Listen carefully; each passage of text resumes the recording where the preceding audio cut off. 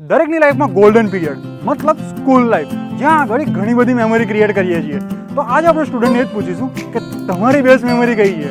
જ્યારે અમે લોકો 11th હતા એન્ડ 12th સિનિયર્સ માટે અમારે લોકોએ ફેરવેલ ઓર્ગેનાઇઝ કરવાનું હતું એન્ડ લાસ્ટના 2 મહિના અમે લોકોએ સ્કૂલ અટેન્ડ નથી કરી. અમે લોકો બીજી બિલ્ડિંગમાં જઈને એની પ્રિપેરેશન્સ કરતા. તો 2 મહિના અમે ફૂલ બંક માર્યું છે એન્ડ નો ટીચર ન્યૂ કે અમે લોકો સ્કૂલમાં આવીએ પણ છે કે નહીં.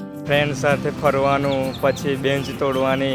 મારી સ્કૂલના પ્રાથમિક વિદ્યાલયનો સૌથી રાજેન્દ્ર સૌનો માર. ફૂલ બંક કરીને અમે લોકો કેરીઓ પાડવા જતા હતા. છેલ્લી બેન્ચીસ પર બેસીને અમે મસ્તીઓ કરતા હતા, ભણતા નહોતા ને નાસ્તો ખાયા હતા. કે ચાલીને સ્કૂલે જવાનું, ફ્રેન્ડ સાથે મસ્તી કરવાની. હા, જ્યારે અમે સ્કૂલમાં ભણતા હતા તે વખતે સ્પોર્ટની અંદર અમે લાસ્ટ 3 લેક્ચર છોડીને જતા રહેતા હતા સરને કીધા વગર જ. અને અમારું બારમામાં એક ગ્રુપ હતું, એમાં અમે 5 ભાઈબંધો હતા.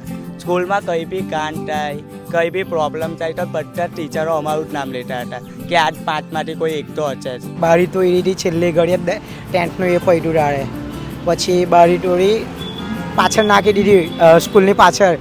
પછી અંદરથી બોર્ડ હતું, બોર્ડ નીચે પાડ્યું, કાચ તોડી નાખ્યા, પંખા પણ ઓકા વાળી દીધા જ. ત્યાર પછી કોઈ મતલબ ખબર પડી હોય ફેકલ્ટી? ખબર પડી મતલબ કે હું તો નીકળી ગયો તો બીજા બધા ભાઈબંધ લોકો પકડાયા હતા. સ્કૂલમાં જે મેડમ જાય છે અને બીજા મેડમ આવે છે એની વચ્ચે જે ફ્રી ટાઈમ હોય છે એમાં ફ્રેન્ડ્સ લોકો જોડે વાતો કરવાની. ટીચરોના નજરમાં અમે એકદમ આવારા ટાઈપ ગ્રુપમાં હતા.